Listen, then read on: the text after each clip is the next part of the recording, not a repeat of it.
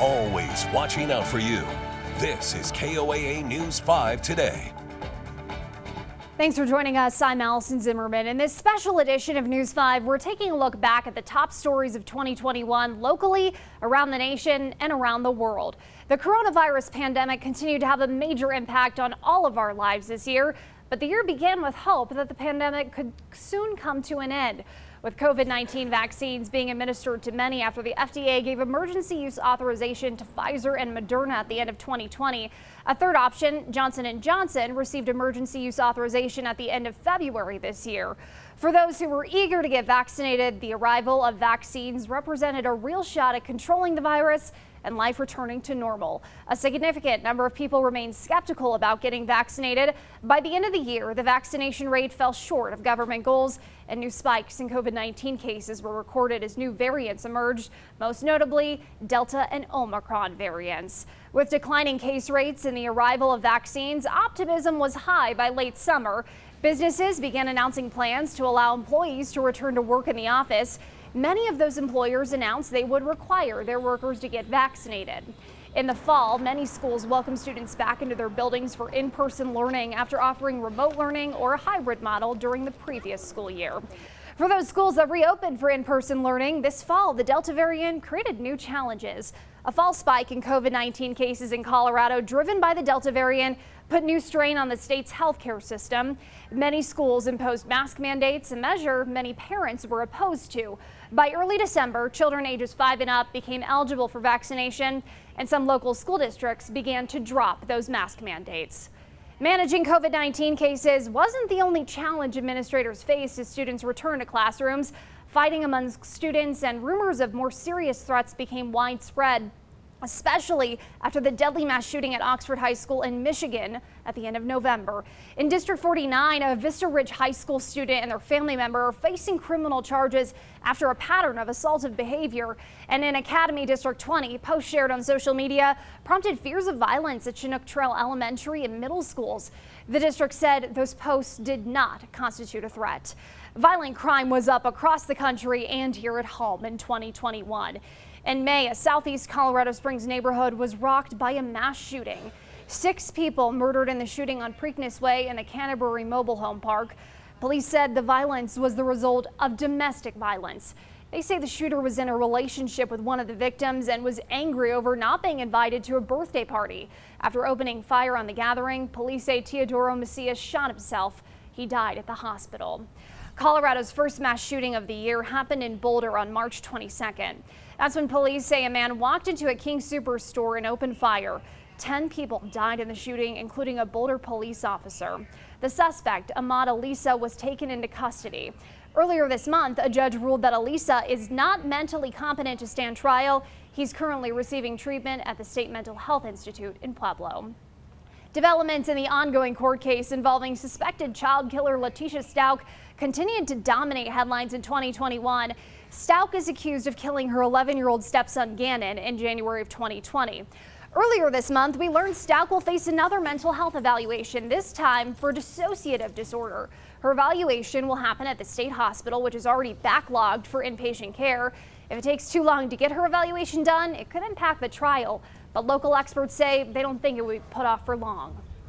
To the extent it would be moved because we can't get the motions hearing in time, because we can't have the evidentiary hearings that they probably need to have pre-trial depending on the outcome of this exam, I think you'd expect it to see it back on the docket fairly quickly. The motion hearing is scheduled for January 13th. In July, Mark Redwine was found guilty of killing his 13-year-old son Dylan in La Plata County back in 2012. Dylan, who lived in Monument with his mother, was visiting his father's home in La Plata County for Thanksgiving when he disappeared. Part of his remains were found in July the following year.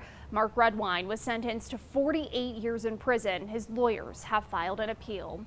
After nearly a decade, the family of a Denver woman who disappeared in Pueblo back in 2013 finally got some closure in 2021. A jury found DONTHE Lucas guilty of murdering Kelsey Schelling. She and Lucas were in a relationship. Schelling was pregnant and went to Pueblo to visit Lucas when she vanished. After the verdict was read, Schelling's mom said she didn't get what she wanted because she wanted Kelsey back. She was very bubbly, very spirited, very soft-hearted, silly, very, very silly, funny, huge heart. She was just a tiny little thing, but she was just so full of life, and I just missed everything about her. Donthhe Lucas was sentenced to life in prison. At the Capitol this year, the census count gave Colorado an 8th congressional seat, leading to a test of the state's redistricting process involving an independent commission. After months of public meetings, testimony, and discussion, the commission ultimately approved this map, adding the new district to areas north of Denver. This year, the city of Pueblo saw a change at the helm of its police department.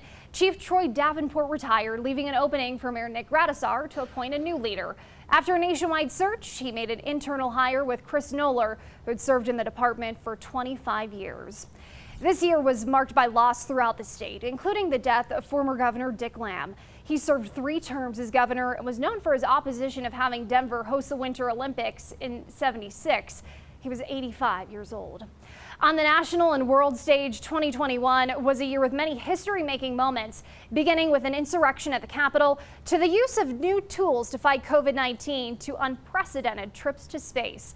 Isabel Rosales has a look at all the major headlines that captivated much of our attention. 134 hours into 2021, division and democracy collided at the Capitol. An insurrection just as Congress was affirming the results of the presidential election. The pro-Donald Trump mob delayed the electoral vote count, but could not stop it. Vice President Mike Pence formally declared Joe Biden the winner around 3:30 a.m. January 7th. The House, including 10 Republicans, impeached Trump again. The first president impeached twice, acquitted twice. I, Joseph Robinette. Next constitutional duty, inauguration of the 46th president and the first female Black and South Asian vice president. With the pandemic still surging. Vaccine. COVID-19 inspired new lyrics, new legislation. President Biden signed a $1.9 trillion COVID-19 relief law. 12 to 15-year-olds could get the vaccine. Then kids 5 through 11, and boosters for already vaccinated adults. Mask mandates divided while the Delta variant surged. Omicron threatened, testing patients and already stretched medical staff. 2021 put juries and justice on watch. Former Minneapolis police officer Derek Chauvin found guilty of all charges for kneeling on George Floyd's neck for more than 9 minutes, killing him. Teenager Kyle Rittenhouse found not guilty of killing 2 and injuring 1 in what he said was self-defense during protests in Kenosha, Wisconsin, after the police shooting of Jacob Blake. In Georgia, 3 white men found guilty of murdering Ahmaud Arbery after chasing down the black jogger. And the Supreme Court leaving in place the nation's most restrictive abortion law in Texas. So many lives lost in an instant. 98 people killed in the condominium tower collapse in Surfside, Florida. 10 died when the crowd surged at a Travis Scott concert in Houston. 6 died when a vehicle barreled through a Wisconsin Christmas parade. Lives changed, seeking safety along the U.S.-Mexico border. The number of migrant arrests, 1.6 million, the highest ever. Afghans desperately sought a way out of their country as the Taliban took over the capital. 13 U.S. service members died in a Kabul airport attack. We will hunt you down and make you pay. On August 30th, the last American soldier left Afghanistan, just 12 days before the 20th anniversary of 9/11. Prince Philip died at age 99. COVID guidelines left a wife and queen to sit alone. In a year so many took a stand. Frances Haugen testified Facebook prioritized profit over public good. U.S. gymnasts testified FBI officials downplayed their stories of Dr. Larry Nassar sexually abusing them. Sexual harassment complaints forced Andrew Cuomo out of the governor's mansion in New York, while Bill Cosby went home. His sexual assault conviction unexpectedly overturned. Congress finally passed a $1.2 trillion infrastructure bill. Supply chain problems kept shipping containers stuck at ports, and jobless claims dropped to their lowest point in half a century. Good evening. California's governor kept his job, surviving a recall. Alrighty. Virginia's governor-elect turned the Commonwealth red. School board meetings became battlegrounds over COVID-19 measures. Georgia imposed voting restrictions. Former President Donald Trump rallied crowds to criticize the 2020 vote. I never conceded. Never quite ruling in or out. the countdown to 2024. 2, 1. Other countdowns made history. Tourists spent 3 days in space on the first ever orbital flight on SpaceX. Billionaire Richard Branson went to the edge of space in his own rocket. Here it goes. Days before Jeff Bezos did the same. And NASA celebrated landing a rover named Perseverance on Mars. Like 2021, Perseverance pushing boundaries, persisting through it all. I'm Isabel Rosales reporting. 2021 was a year of weather extremes here in southern Colorado and across the nation. Up next on this special edition of News 5, a look back at 2021. We're revisiting some of this year's most extreme weather events around the country. Welcome back. 2021 was a year of deadly weather extremes as the West battled unrelenting drought and dozens of wildfires. The East faced too much rain that triggered unprecedented flooding, all while temperatures went higher and lower than they had in decades. Chris Nguyen has a closer look at the back-to-back weather events that caused so much damage. Weather in 2021 showed up in superlatives across the country. Hottest, coldest, wettest, driest, deadliest, and with hurricanes, one of the busiest. 21 named storms, including 7 hurricanes. Back-to-back storms, Henri and Ida, slammed the Northeast, shattering all-time rainfall records. In August, Henri weakened to a tropical storm, yet still drenched parts of the Northeast. That same week, a staggering amount of rain in Tennessee, unrelated to the hurricane, triggered flash flooding that killed at least 21 people. A 1-2 punch. Just days later, another hurricane came to do even more damage. Ida slammed into the Louisiana coast as a strong Category 4 with 150-mile-per-hour winds. You could still just hear everything ripping and flying and banging, and people's roofs were coming off, and we prayed that we would all live. Ida was just getting started, moving inland, dumping too much rain too fast. More than half a foot of rain fell in just hours, causing massive flooding.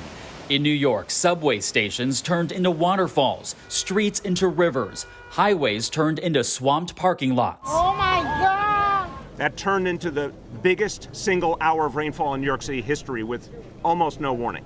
The flooding killed at least 60 people across a handful of states. Many drowned in basement apartments. Losses from Ida topping $70 billion. While the East had too much water, the West had too little. A summer of record-breaking triple-digit heat and severe drought fueled more than 100 large wildfires. Smoke so intense that winds pushed it as far away as New York.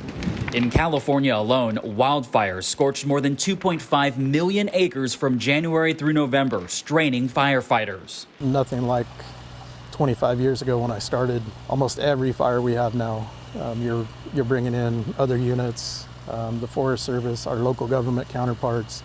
All hands on deck as workers at Lake Tahoe's Heavenly Ski Resort resorted to using snowblowers to wet the area, hoping to fend off flames.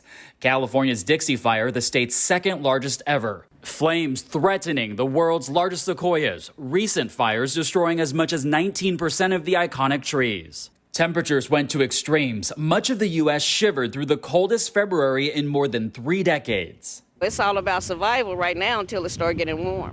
The polar vortex brought historically cold weather to states unaccustomed to low temperatures.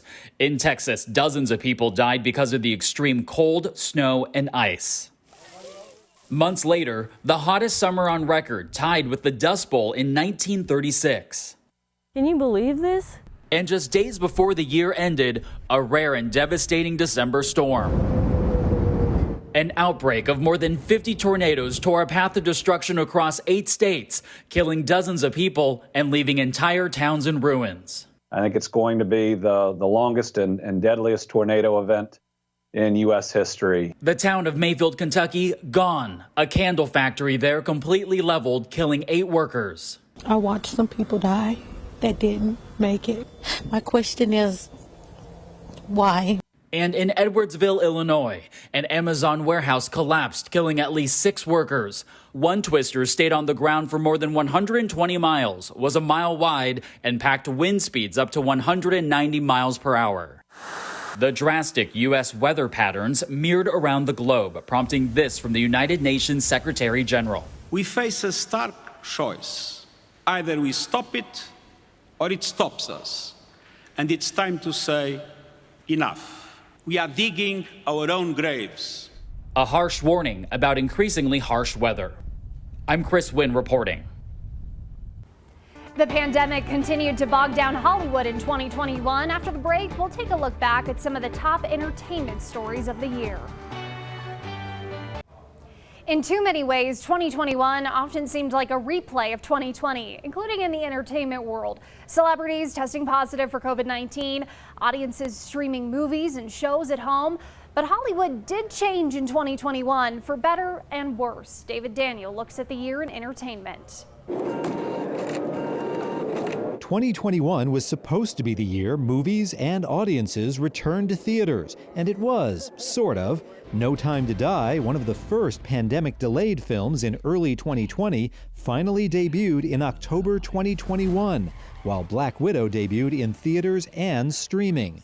Both were among the year's top-grossing films, but with ticket sales far below pre-pandemic blockbusters. In a survey of pre-pandemic moviegoers, some of those still staying away cited safety and price concerns. Safety on movie sets became a hot topic in October after an accidental shooting on the set of the indie film Rust killed cinematographer Helena Hutchins. As the investigation into the tragedy began, Dwayne Johnson and others declared their intentions to ban real guns from future film sets. I'm extremely fortunate to be able to do what I love for a living. Chloe Zhao became the first woman of color to win the Best Director Oscar for Nomadland, then leaped to the Marvel Cinematic Universe with Eternals. Lin-Manuel Miranda also had a good year. His first Broadway hit, In the Heights, reached theaters. He voiced the title character in Vivo and wrote original songs for that film and for Encanto, and made his feature directorial debut with Tick, Tick, Boom. On the small screen, the South Korean survival drama Squid Game had audiences buzzing, as did Mike Richards, who won the job of hosting Jeopardy, then lost that gig and his executive producer job amid controversies which began over his having been named in multiple discrimination lawsuits at another game show. Richards has said the complaints in the suits do not reflect the reality of who I am or how we worked together. It calls to me. Tony Bennett's family revealed the legendary singer has been living with Alzheimer's disease. He marked his 95th birthday by joining Lady Gaga on stage for what his family said would be his final performances. Love was in the air in 2021 for singers and The Voice judges Gwen Stefani and Blake Shelton, who tied the knot 6 years after meeting on that show. And for Ben Affleck and Jennifer Lopez, who got back together nearly 20 years after Bennifer first set the gossip columns ablaze. I was so excited. And it was a big year for Britney Spears. The singer spoke out for the first time about her court-ordered conservatorship, calling it abusive and declaring, "I just want my life back." In November, a judge terminated the conservatorship, which had lasted for 13 years. And a few weeks later, Spears celebrated her 40th birthday. In Hollywood, I'm David Daniel. Southern Colorado utility companies made big strides towards reaching their green energy goals in 2021. In Colorado Springs, the Martin Drake Power Plant started burning its last load of coal. Colorado Springs Utilities is in the process of closing the downtown plant and replacing it with solar power. The plant was originally slated for closure in 2035, but that timeline was moved up. Construction is underway on the 175 megawatt Pike Solar and Storage Project. While that work happens, a series of 6 modular gas-powered turbine generators are being used to continue to provide electricity at the site. Colorado Springs celebrated a big milestone in 2021, the city's sesquicentennial. 150 years ago, the city was founded. Celebrations lasted throughout the summer, including a parade through downtown Colorado Springs. This is a bucket list for me, and I know it is for him. He doesn't even realize he's checking it off at 13 years old. Exciting moments in Colorado for baseball fans this year as Coors Field hosted the MLB All-Star Game. The game was moved from Georgia to Colorado over uproar from state legislators passing multiple voting laws in Georgia. Thanks so much for joining us for this special edition of News 5, looking back at some of the stories that made headlines in 2021. We're wishing you and yours health and happiness in 2022. We'll be here covering the news you care about, working to keep you safe and informed. We hope you'll stick with News 5 in the year ahead.